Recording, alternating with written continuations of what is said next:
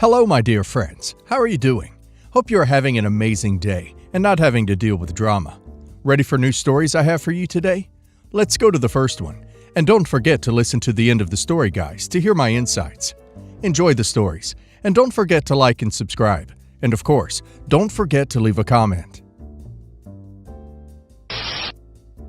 I, 50 male, am in a dilemma that caused a rift in my family, and I'm struggling to know if I'm in the wrong.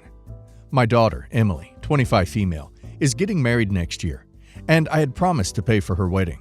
A promise I was happy to keep until recent developments. 6 years ago, my ex-wife Karen, 48 female, and I went through a bitter and public divorce after I discovered she had been having an affair with my then best friend, Rick, 51 male. The divorce was nasty, and it left me emotionally and financially strained. I've since rebuilt my life and am in a much happier place now. When Emily announced her engagement, I was overjoyed and immediately offered to pay for her wedding. However, she recently mentioned that she intends to invite Karen and Rick to the wedding. This hit me hard. I explained to Emily how uncomfortable and painful it would be for me to see them at her wedding, especially since I'm financing it. I asked her to reconsider their invitation, explaining that their presence would bring back painful memories for me. Emily became upset, saying that Karen is still her mother, and Rick has been a part of her life too. She accused me of trying to control her wedding by using my financial contribution as leverage. In response, I told Emily that while I respect her right to invite whoever she wants, I cannot in good conscience pay for a celebration that includes the two people who caused me immense pain. Now, Emily is accusing me of ruining her wedding plans and being selfish. My family is divided.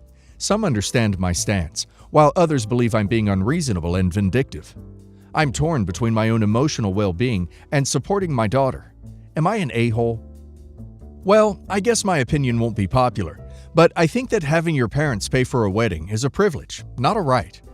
One thing OP has done wrong is that he should have said to his daughter his conditions. But I guess he didn't even imagine that his daughter will give him such a slap in the face and invite his mother's affair partner to her wedding. So what that he has been in her life for a long time?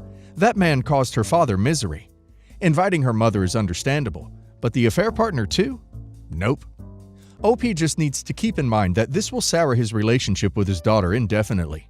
Even if OP is morally justified, she's never going to see it that way. And now let's hear the community's opinion. Naive Pay says, "You're the a-hole. It is patently absurd that you would have, even for a moment, imagined that your daughter would not invite her mother to the wedding. Therefore, I can only assume that your offer to pay for her wedding was made so that you could manipulate her into not having her mother there. This is an unbelievably selfish strategy that will only end in you being alienated from your daughter. Do better. Stop being selfish. Your daughter's wedding day is about her and her partner, not about you. I say again, your daughter's wedding day is not about you. Be there for her, or else tap out if that's really who you want to be. But please stop using your money to try to manipulate your daughter." Mother Tradition says, "You're the a-hole. When I first read the title, I assumed from you that your ex-wife was your daughter's former stepmom, not her actual mom. How could you expect her not to invite her mom to the wedding? I can understand not wanting her to invite Rick, but even then, it's still her choice. If you had these conditions, you should have told her that up front." Two Random Guy says, "Withholding financial support isn't ruining her wedding. Your daughter is a jerk for inviting Rick.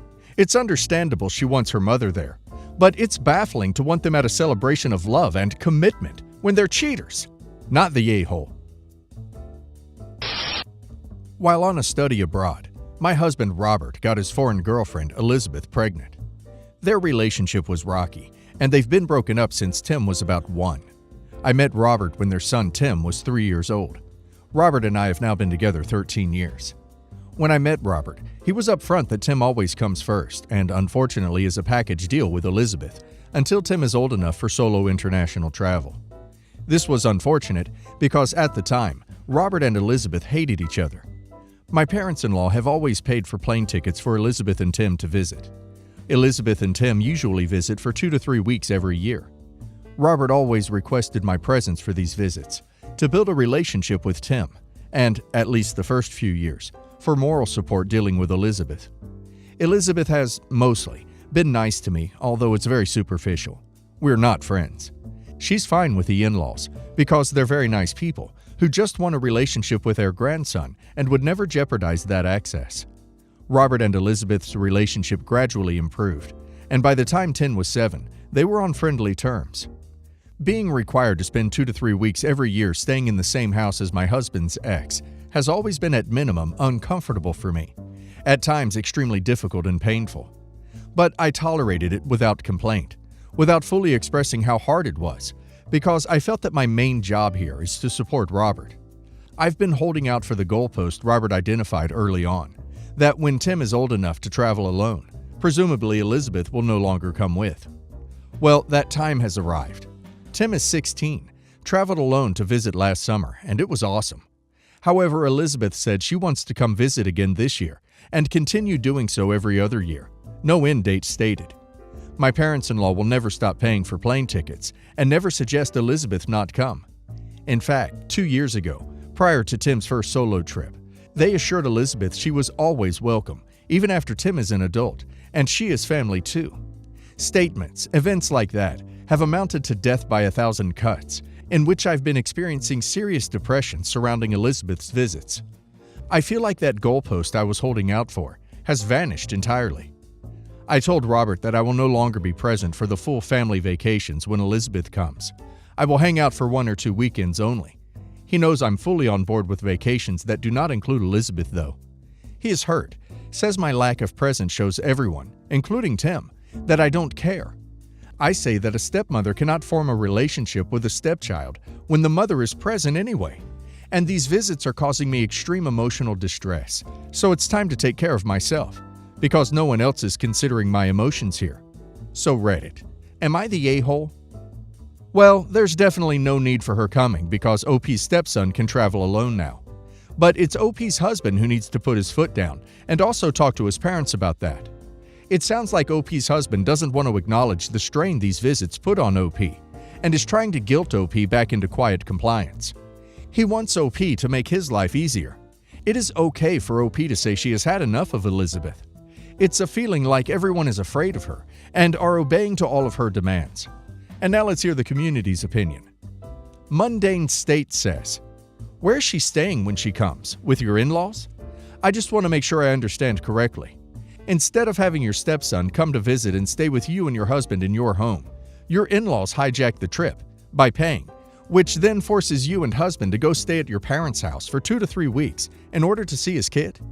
Does your husband have any legal custody, and does he pay child support? I feel like the child should be coming to visit and stay with you in your home at this point. But husband should be paying and arranging.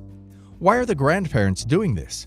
This is a messed up custody situation, and it sounds like it is due to your husband relinquishing his parental control to his parents. Sounds like he is the a-hole." OP says, "It's combined where they stay. The in-laws have a big house, so they host for a couple weeks, which Elizabeth prefers because the area feels more like home to her, as she spent a summer there. Then Elizabeth and Tim come stay at our home for a week. The grandparents pay for the trip because they can afford it, are generous people, and if they didn't buy the plane tickets, Elizabeth could never afford to visit. And Tim. Thus, they would have no relationship with their grandson. My husband would not be able to afford paying for both Elizabeth and Tim to visit. At this point, however, we could buy Tim's ticket, which I would be fine with. There's no possibility for legal custody given the 2 different countries. My husband has sent her money every month since Tim was born, though." Royally Okie says, "Not the a-hole. He laid out the boundaries on this at the very beginning, and you abided by it. Everyone has a limit, and if you've reached yours, then you've reached it. You've respected everyone's feelings, and now they need to respect yours." Popular Error says, "Not the a-hole. Sounds exhausting watching your husband play family with the ex. I'm sure you get treated like an aunt or something, but it would not be enough for me. I'm amazed you did it so long, honestly. What's the point of having a relationship if he only comes once a year with his mother anyways?" Info. My, 29 female, boyfriend, 31 male, and I have been together for 5 years, but he does not live with me full-time. We have a semi-long distance relationship. We live about 300 miles away from each other. I own my own house in my town, and he owns his flat in the city he primarily lives in. We each pay our own bills, but chip in for food when we are at the other's place. We try to see each other for a long weekend every second weekend, alternating whose home we go to. My younger half-sister, 18 female, who I will call Lily, recently found out she was pregnant. She told her boyfriend. His response was to break up with her and block her on all social media and her number. I'm not sure if it was him or someone in his family that reached out to our mom and told her Lily was pregnant. Mom has a very short fuse, especially when she has been drinking. Lily turned up on my doorstep at nearly 4 a.m. in her pajamas, crying her eyes out. Mom had apparently stormed into her room when she was sleeping. Mom was yelling, screaming, and very drunk. She smashed Lily's phone and iPad. Lily managed to grab her shoes and get out of the house, walking the 4 miles to my house. I live closer to our other siblings. At the time, I sent my boyfriend a text saying, "Crap has gone down. Lily's at mine." When he woke up, I got a response saying, "Okay, talk later." In the morning, I rang my younger brother and we both went over to Mom's house. She was unconscious, breathing, I checked, on the sofa. In 2 hours, we packed Lily's stuff into our cars and took it back to mine. All the siblings, 5 of us, talked and decided that for now, Lily will stay with me. She's still in school, so can't afford to live on her own. Our younger half-brother, 21 male, who is at university, will stay with our oldest brother when he comes back for the holidays rather than Mom's. That evening, after boyfriend had finished work, we talked about the situation. He knows how volatile my mom is. He's not happy that I didn't talk to him before deciding to let Lily move in. He's now saying that he isn't coming over to mine for Christmas. He was meant to come down today and stay over Christmas and New Year. His family lives near me, so he would see his family, not just me. He has decided that he is staying with his mother as he doesn't feel welcome at mine anymore. I've had a call from his mother asking what happened. She said I was disrespectful to my boyfriend, and she expected better of me. Am I the a-hole for not talking to my boyfriend before deciding to let my pregnant younger half-sister move in with me? He is showing exactly where his priorities are when OP is facing a crisis, and they aren't with OP.